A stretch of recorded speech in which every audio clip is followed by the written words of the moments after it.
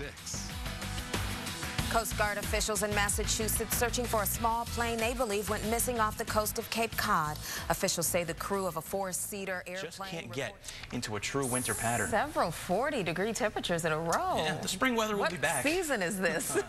I don't know. When I figure it out, I will let you know. Definitely do that. All right. Thank you so much, Brian. Well, Representative Gabrielle Giffords made her first appearance in Tucson last night, ahead of the one-year anniversary of the fatal shooting at a public event. She spoke to our January Keaton about the life and legacy of her daughter, Noelle. January? Yeah, Lydia, this one really got to me today. The grief was so palpable at Melody Skaya's home. Folks trickled in and out of the Boston Spa residence. They were bringing food and gifts, tears and memories of Skaya's 17-year-old daughter, Noelle Johnson.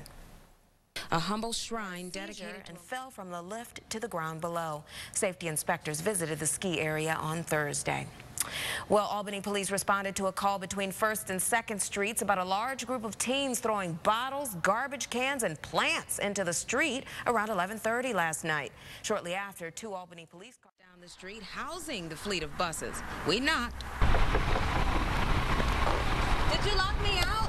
The driver there also not too happy to see us. No, he was not. So what happens now? You have a shut-down bus company operating in plain sight, seemingly without penalty. Well, we put a call into the company number we were given, and we got nowhere. And because the buses travel between states, the city isn't allowed to conduct safety inspections. The words that he spoke. Now, I've been giving you guys some trivia all day, just little tidbits of information you never probably knew, but maybe wanted to know. And here's another little fact about Dr. Martin Luther King. At 15 years old, he went off to Morehouse College after skipping the 9th and 12th grade. The Siena Saints play Niagara at home tomorrow, but fans at the Times Union Center will get a bonus on the big screen. The Saints are giving fans the chance to see the Siena game live. Main roadway in Troy has been closed, causing some big headaches for residents and business owners. We'll tell you what's behind the delay in repairs in a live report. Good evening and thank you for joining us. I'm January Keaton. Turning to weather now. Let's get a storm tracker update from meteorologist Brian Bachman. Hey, Brian. Hey there, January. Thanks very much. Well, Lydia, no jury chosen as of right now, but we're talking a total of 103 charges here in the trial of Board of Elections Commissioner Ed McDonough and former Councilman Michael Laporto. All January Keaton live in Manans with the story. January.